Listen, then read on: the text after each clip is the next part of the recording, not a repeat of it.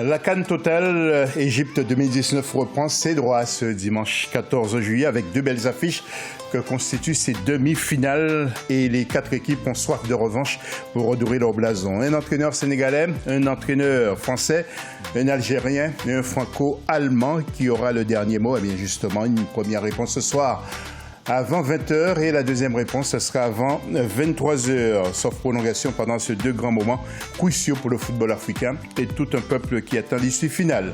Au sommaire, justement, nous ferons un comeback sur les quarts de finale des équipes qualifiées avec, dans la première partie, Sénégal-Bénin et Madagascar-Tunisie et nous présenterons la première demi-finale de cette CAN.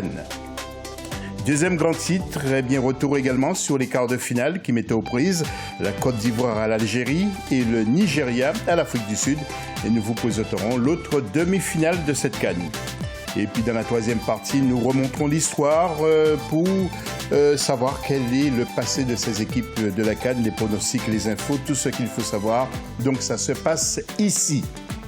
Parmi nos invités, nous avons Gilles Domoro. J'ai toujours dit Domoro, je ne sais pas pourquoi, c'est Domoro, il faut bien le préciser. Ancien footballeur professionnel et actuel président du club AC Léopard du Congo.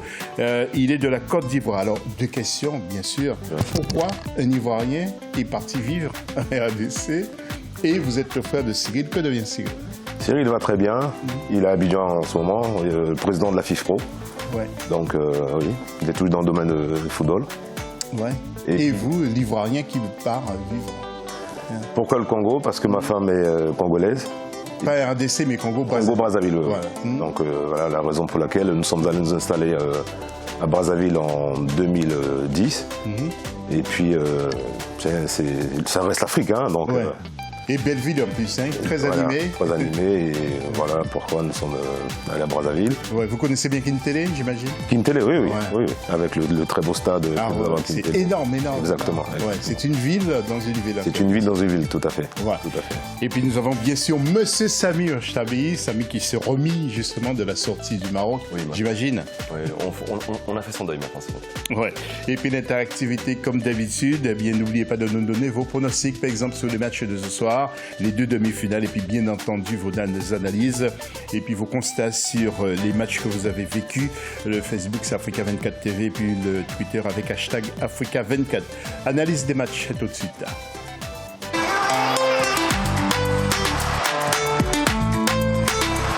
Et donc d'abord une petite autopsie justement sur un retour, ou le retour tout simplement des quarts de finale avec Sénégal-Bénin en images et la qualification des Lions de la Teranga sur le score de 1-0, but marqué par Idrissa Gana Gueye. Les écureuils s'étaient créés quelques occasions sans inquiéter le Sénégal de Sadio Mané et Baye Niang, plus expérimenté et plus fort bien sûr ces Sénégalais. Baye Niang sorti sur civière lors de ce match était incertain. Il avait été remplacé par Baye Diagne. Les Lions de la Teranga ont quasiment dominé la partie avec 63% de possession de balle contre 37 pour le Bénin, 397 passes contre 240 pour le Bénin. Alors, Sami, je m'adresse à vous. Le Bénin était arrivé à la limite de ce qu'il pouvait produire en quelque sorte? Oui, on le savait. Après, le scénario ressemblait très fortement au match contre le Maroc, avec un Bénin très regroupé en défense.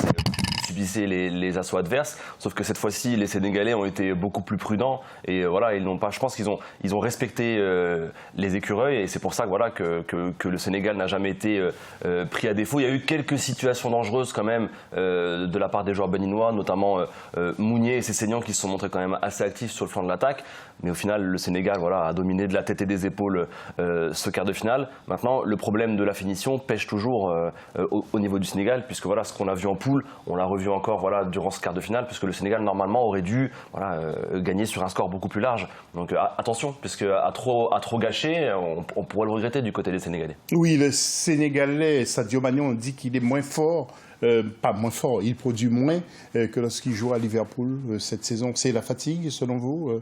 Oui, il y a sûrement un peu de fatigue parce qu'il ne faut pas oublier qu'il a eu une longue saison avec Liverpool. Et donc, puis aussi, il y a un facteur qu'il faut prendre en compte, c'est que jouer en club et jouer en sélection sont deux choses différentes. Mais Sadio reste un très bon joueur. Et je pense que aujourd'hui, il va nous démontrer encore qu'il mérite d'être le futur ballon d'or africain. Oui, nous l'espérons en tout cas. Est-ce que vous pensez que le Sénégal va battre facilement la Tunisie? Parce qu'on a l'impression aussi que la Tunisie est en train de monter en puissance. Tout à fait. Tout à fait, la Tunisie est en train de monter en puissance. Mais je pense que le Sénégal battra ce soir la Tunisie. Peut-être pas facilement, mais je suis persuadé qu'on assistera à un bon match. Oui, vous qui suivez de près Samy, vous pensez que ça va être facile quand même pour le Sénégal? Et Giresse a peut-être des petites idées derrière la tête pour essayer de contrer justement les... José, justement, pour être honnête, vous m'auriez posé la question en début de CAN, avec ce que la Tunisie avait produit en poule. Là, j'aurais pu vous dire que ça allait être très facile pour le Sénégal, puisque voilà, les Tunisiens avaient été inoffensifs. Maintenant, si on regarde bien le quart de finale contre Madagascar, on voit que Giresse a procédé à des changements. Il a trouvé son système en 4-3-3. Voilà, il a installé devant, il a sorti Sliti, il a installé devant Msakni, Renissi en 9 et Kazri. Donc, on sent qu'il y a quand même quelque chose qui a été trouvé. Sassi a été replacé au milieu. On sent que Giresse a peut-être trouvé la formule. Donc maintenant, on aura une équipe de Tunisie un peu plus solide face à un Sénégal. Je ne pense pas que les Tunisiens vont arriver en Bermuda en vacances comme si comme si c'est bon, notre tournoi est fini. Je pense il y aura une vraie opposition. Maintenant, honnêtement, bien sûr que oui, le Sénégal est aujourd'hui le favori de cette CAN et est favori de cette demi-finale. Normalement, le Sénégal doit l'emporter avec un Sadio Mané, vainqueur de la Ligue des Champions, un effectif avec des joueurs qui jouent dans les plus grands clubs. Voilà, le Sénégal doit doit faire attention à cette Tunisie, mais ils ne doivent pas non plus paniquer. Oui. Alors vous qui fréquentez souvent les vestiaires, que doit dire un entraîneur aujourd'hui, parce que la Tunisie est presque au bout d'une qualification pour la finale, que doit dire l'entraîneur L'entraîneur, allez-y. Oui, dans ce genre de match, l'entraîneur n'a même pas besoin de parler, dans le sens où on sait qu'on joue une demi-finale de la CAN. Donc, ce n'est pas donné à tout le monde. Donc, les joueurs d'eux-mêmes sont bien motivés.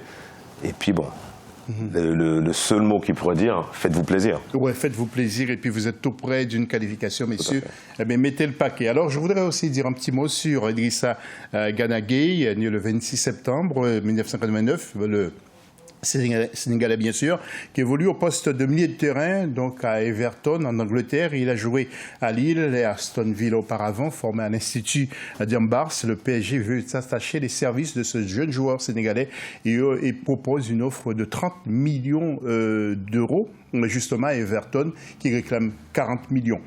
Est-ce que vous pensez, pour acheter ces 3 années de contrat qui lui restent à Everton, est-ce que vous pensez que ce serait une bonne chose pour lui de partir au Paris Saint-Germain qui a besoin de milieu de terrain dans l'axe? Ah oui, non, mais honnêtement, moi, Ghana, je le prends tous les jours. Hein. Je vais être honnête avec vous. À ce prix-là, même 40 millions d'euros, je ne vois pas. Quand Paris a mis 48 millions d'euros sur Paredes, tout le monde était surpris. Là, je ne sais pas si c'est son statut de footballeur africain, si on ne le respecte pas ou autre, mais à 40 millions d'euros, même 35 millions d'euros, mais j'y vais tous les jours sur Gana Gueye. Quand on voit la CAN qu'il fait, quand on voit ses 2 dernières saisons avec Everton, c'est un milieu défensif très solide. Il arrive en pleine maturité, il doit avoir 28 ans, il me semble. Voilà, il lui reste quand même 4-5 bonnes années au très haut niveau. Il manque à Paris un milieu de ce profil, un peu rugueux, un peu qui va au combat, qui se montre aussi décisif parfois. On l'a vu lors de cette CAN, c'est lui qui est buteur. Moi, je pense que ce serait une très bonne affaire et je ne comprends pas que Paris soit près de ses sous pour 5 millions d'euros pour un joueur de cette qualité. Non, mais c'est quand même assez étonnant. Nicolas Pepe, on fait le forcing du côté de l'Angleterre pour le faire venir. Oui. Et lui, il veut partir au Paris Saint-Germain. Vous qui êtes ivoirien, est-ce que... Où doit-il aller? Pour moi, je pense que Nicolas doit aller au PSG parce que le PSG reste quand même la meilleure équipe actuellement du championnat de France avec les moyens qu'ils ont. Et je pense aussi qu'il pourra se faire facilement une place au PSG dans le 11 de départ. Et ça sera aussi pour lui un tremplin après pour pouvoir rebondir dans un plus grand club comme le Barça ou le Real. Bon, je pense que ce serait une très bonne chose qu'il aille au PSG, oui. Merci Gilles. L'autre quart de finale sur lequel nous avons voulu revenir, c'est précisément Madagascar contre Tunisie.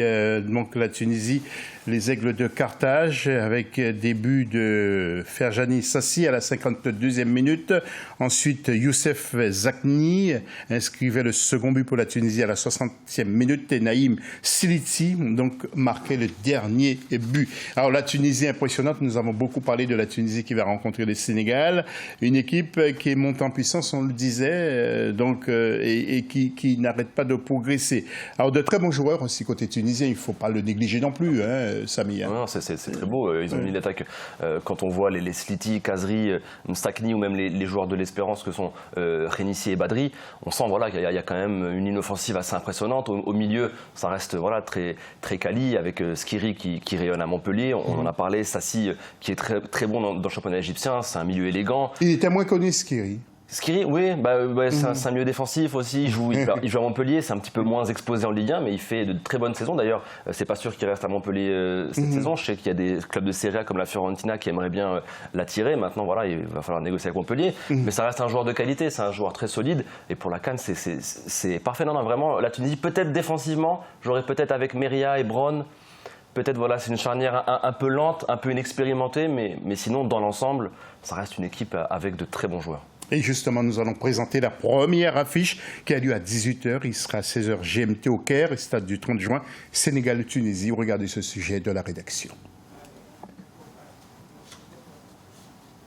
L'étape de la demi-finale n'est pas une nouveauté pour le Sénégal et la Tunisie, même s'ils n'en sont pas de grands habitués. Avec 19 participations à une phase finale de Coupe d'Afrique, les Aigles de Carthage, détenteurs d'un titre continental, renouent pour la 5e fois avec le dernier carré de la compétition. Les Lions de la Teranga, quant à eux, toujours à la recherche de leur premier sacre, signent leur 5e présence à ce niveau du tournoi. Avec 7 buts inscrits contre un seul encaissé au cours de cette 32e Coupe d'Afrique, Sadio Mané et ses coéquipiers feront face à des Tunisiens auteurs de 6 buts contre 3 buts encaissés. Les pronostics de cette demi-finale sont tout aussi divergents que les résultats des 4 dernières confrontations entre les deux sélections. Une victoire pour chaque équipe et 2 matchs nuls.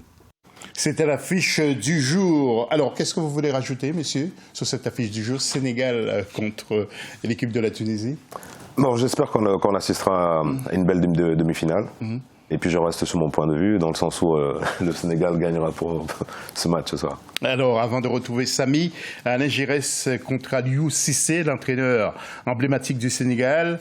Bien sûr, Aliou Cissé, Alain Giresse qui a entraîné le Gabon, le Mali, mais aussi le Sénégal et maintenant la Tunisie. Il a déclaré en 2015, justement, il a vu des balles partout alors qu'il résidait à Bamako. Vous savez que ça n'allait pas très très bien au Mali à cette époque-là. Il est resté enfermé pendant 8 jours et il mangeait des pâtes et des boîtes de thon.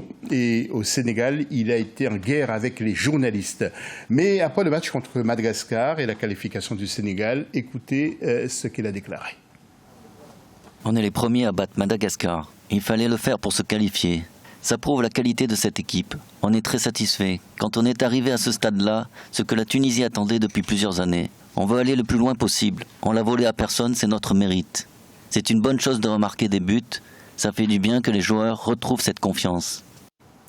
Oui, Samy, je sais que vous vivez au quotidien avec le football. Alors, il paraît que tout le monde sera là du côté du Sénégal. Gomis sera là, Gassama, Kouyaté qui sera capitaine, Koulibaly, le grand Koulibaly, Sabali, Saïvé, très bon tireur de coup franc. Finalement, Mbaye Niang sera là, Sarr aussi, ainsi que Sadio Mané. Tout va bien, messieurs? Oui, le Sénégal, tout le monde est là. Vous n'avez pas entendu d'infos particulières? Non, à part bien sûr, on sait que Mendy, voilà, est out pour la compétition. C'est quand même dommage parce que c'est quand même un gardien de qualité et un des meilleurs du tournoi. On a vu quand même contre le Bénin que Gomis, Gomis il est remplaçant à Spal en Serie A. On a vu que voilà, au niveau de son jeu de pied, c'était assez difficile. Il a failli prendre un but contre son camp justement en faisant une erreur technique. Donc voilà, je pense que la seule faiblesse du Sénégal, ça va être au poste de gardien. Maintenant, José, vous l'avez très bien dit, le Sénégal est fourni, que ce soit sur le terrain et sur le banc. Il y a pléthore de talents. Il y a de quoi faire pour Cissé quand même pour choisir son équipe. Et puis un petit coup d'œil aussi à la Tunisie avec Hassen. J'aime bien ce gardien parce qu'il est jeune, il est bon, il est un peu râleur. Bon, c'est le seul problème. Il y a Chekrida qui est là, Meria, Brown, à ne pas confondre avec Brown, l'ancien défenseur de l'Argentine, mais vous n'étiez pas né, vous. Hein, vous n'avez pas connu, il était très très bon. Arrière latéral, vous l'avez connu, vous. Hein. Oui. Oui, vous êtes sûr? Il y a Dadi, Chali, Skiri, Sassi, Kazri, le capitaine. C'est un joueur que j'adore. Kenissi et Zakni. Ça sera un très très beau match. Messieurs, merci pour cette première partie de l'émission. Restez avec nous, on se retrouve juste après la pause. À tout de suite.